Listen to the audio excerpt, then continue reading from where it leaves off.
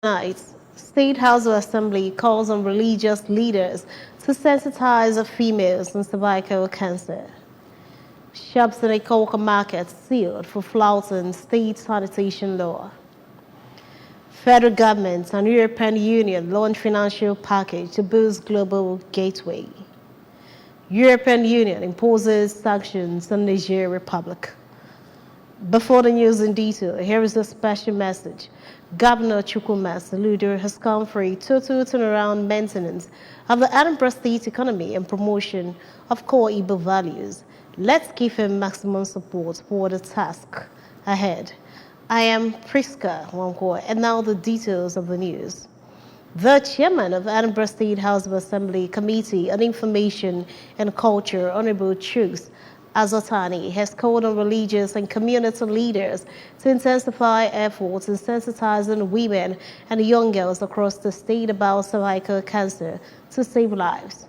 Honorable Azotani made the call while commenting on the resolution passed by Edinburgh State House of Assembly, urging Governor Chukwuma Soludo to direct the Commissioner for Health to sensitize in the Edinburgh diverse media, community and religious leaders on the need to vaccinate the girl child against cervical cancer at the various primary health centers in the state. House of Assembly correspondent Chukwemeka Modelim reports.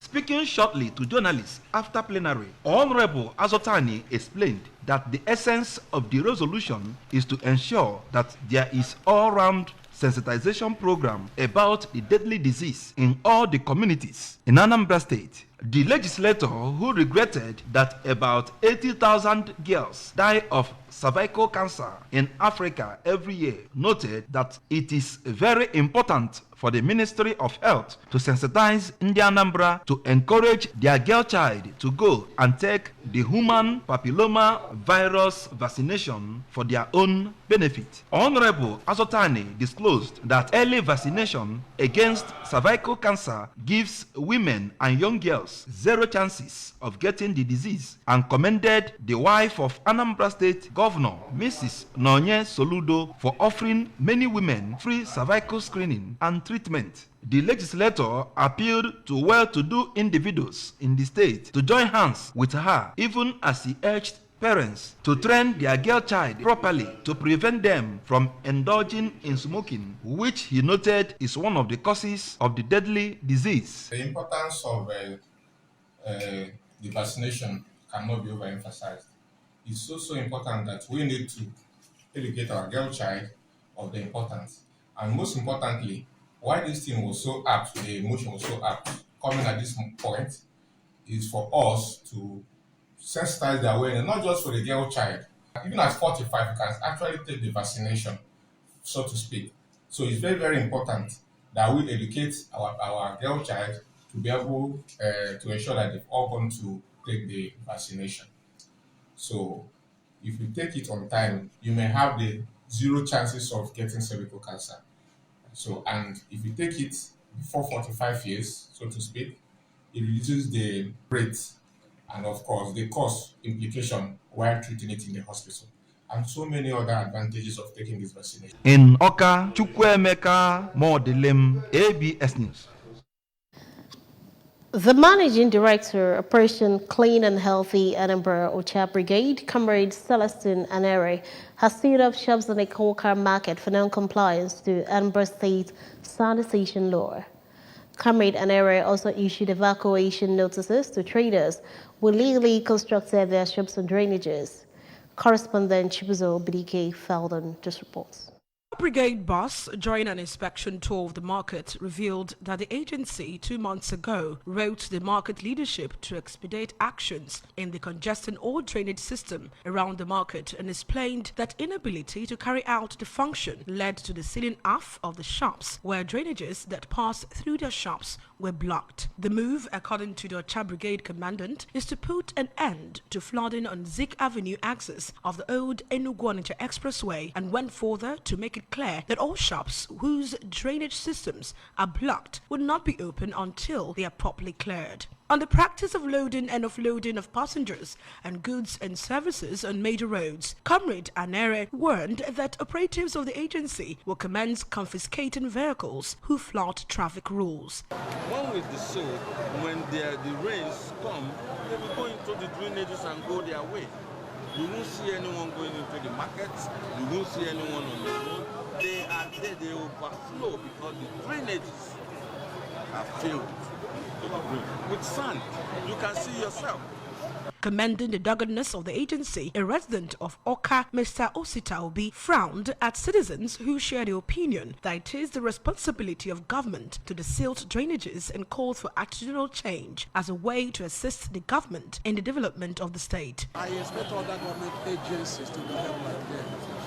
You see, Dubai, Taiwan, or clean environment cannot only be achieved by the government. The citizens will help. Responding, the chairman of St. Mary's Traders, Mr. Obin Naumar, appreciated the state government for reawakening their consciousness towards the environment, especially the drainage system, and used the opportunity to call the attention of the state government to the opening of the tunnel at the Wall Timber for proper channeling to ensure that their hard work on the silt and the drainage is not a total waste. Flood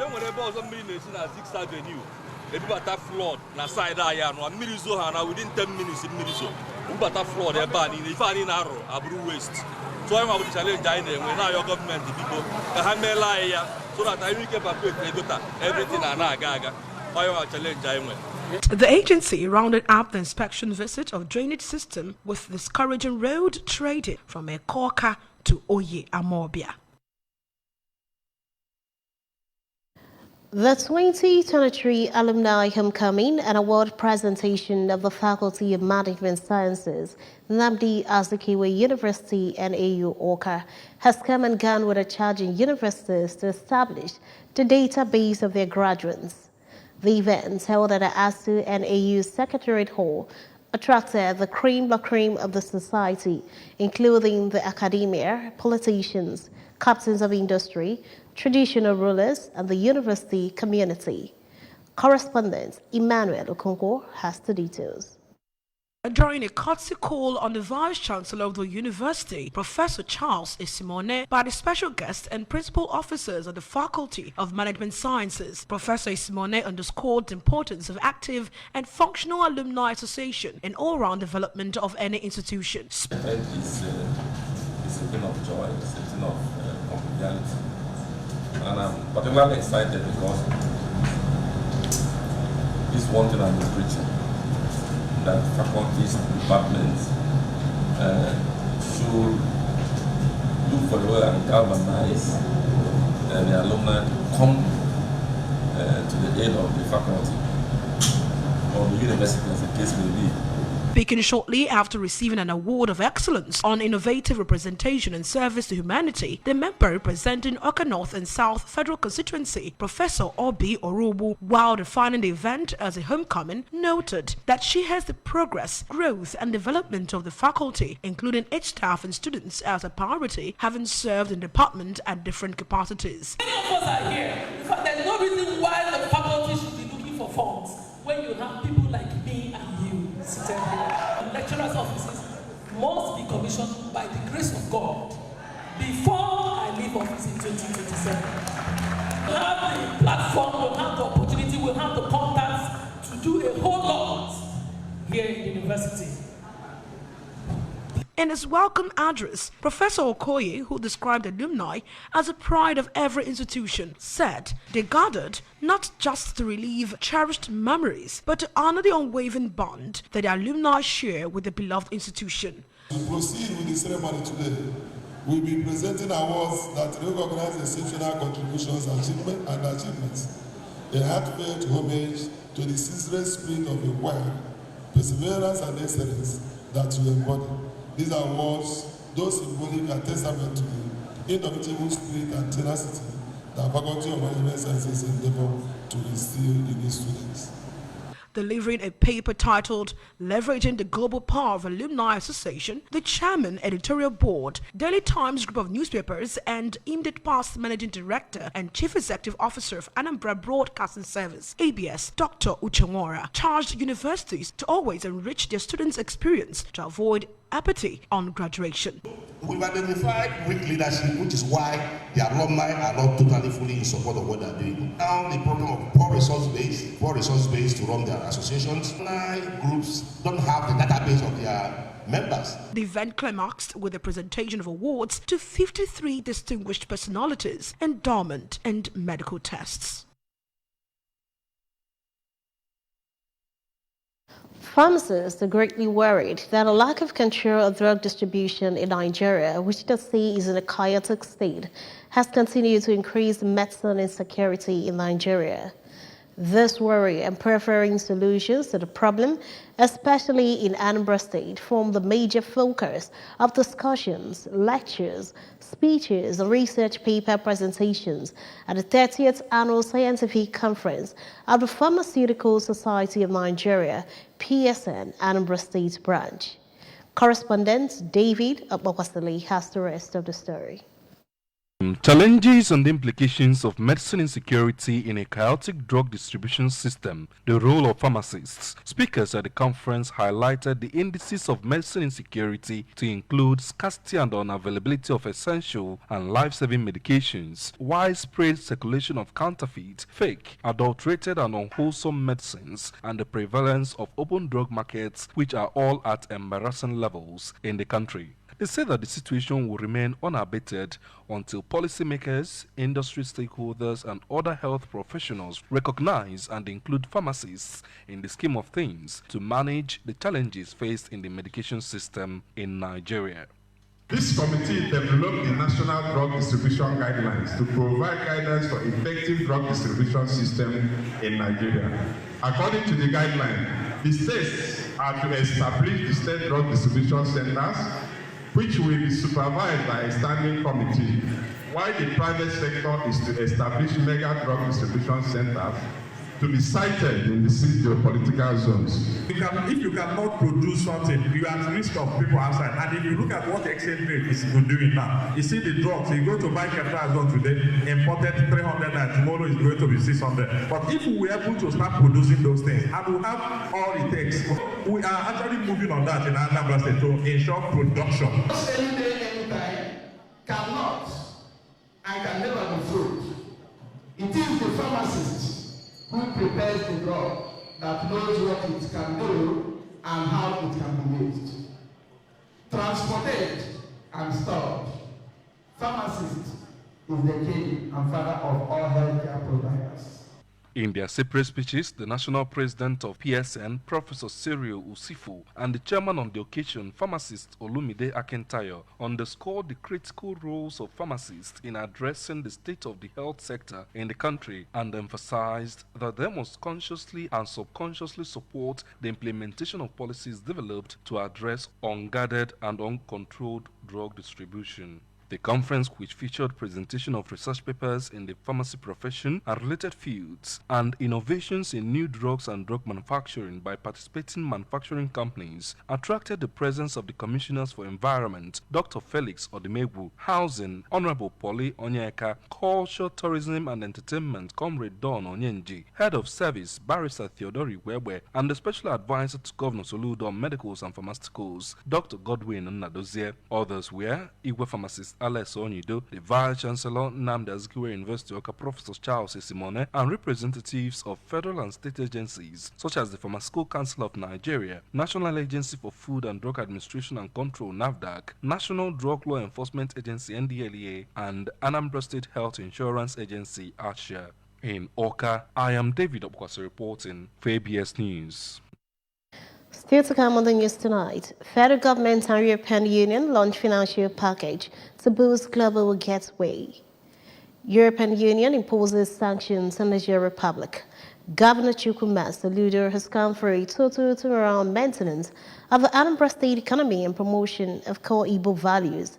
Let's give him maximum support for the task ahead. The news returns after this time out. Stay tuned. There are certain moments in the day when I need my me time to just unwind and indulge. Now available in 30 grams. You're welcome back to the news. The federal government of Nigeria and the European Union, EU, have launched a financial package for a total of over 900 million euros as part of central part of the EU-Nigeria cooperation to advance the country's green, resilient, digital, inclusive transition and the government priorities and global gateway. The package, jointly developed between the EU and Nigeria, will drive new programs through Global Gateway, such as climate, smart agriculture, sustainable energy, access to health services, and education to contribute to policy improvements of the teaching profession and the capacity building of teachers. ABS Abuja Bureau Chief Ekwe Ajide has the details. The European Commissioner for International Partnerships, Jetta Oplenian, signed for EU, while the Minister of Budget and Economic Planning of Nigeria, Abubakar Atiku Bagudu, signed for Nigeria. At the project signing ceremony, Commissioner Oplenian said the agreement will further strengthen both countries' partnership, building on their long-standing cooperation and in the best spirit of shared responsibility, commitment, and accountability. The EU Commissioner said the EU will continue to invest in their common future and priorities of security, democracy, and prosperity for all, and through the package of loans and grants that will benefit the Nigerian businesses, farmers, youth, and the society as a whole. As part of the Team Europe, this major package forms a central part of the EU-Nigeria cooperation priorities to advance the country's green, resilient, digital inclusive transition on the global gateway. The Minister of Budget and Economic Planning, Senator Abubakar Atiku Bagudu, on his part, said the EU-Nigeria relations is one of the most vibrant development partnerships in terms of volume, thematic interventions, modalities, and geographical spread in deployment of resources. We support particularly the private entrepreneurship, private investment are consistent with the 8-point agenda. The Vice President of the European Investment Bank, EIB, Ambrose Fayol, said the package will also contribute to the building access in the Nigerian social protection safety net, support border management and reintegration of returnees, support disarmament, demobilization and reintegration of Boko Haram combatants in the Northeast region, and as well as support improving the criminal justice system, access to justice, and the fight against corruption. In Abuja, Princess Ekwe Ajide reporting. Meanwhile, the European Union has begun steps to impose sanctions on members of the Niger's military junta 3 months after they took power in a coup.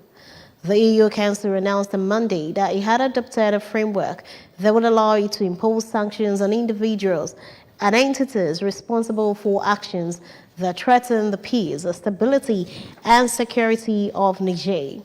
The Council also said that the sanctions will apply to individuals who undermine Niger's constitutional order, democracy, or rule of law, as well as individuals who commit human rights violations or abuses.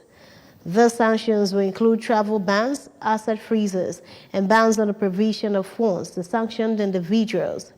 The European move follows the imposition of sanctions on Niger by ECOWAS and the suspension of aid by the U.S. government. Sports.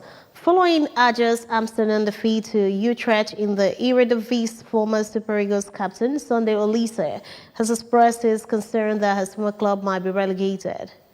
Ajax suffered a 4-3 defeat to Utrecht at the Stadium Gaggenwaard there near the fall of the 2023/24 season and are currently 17th on the log with just 5 points from 7 games.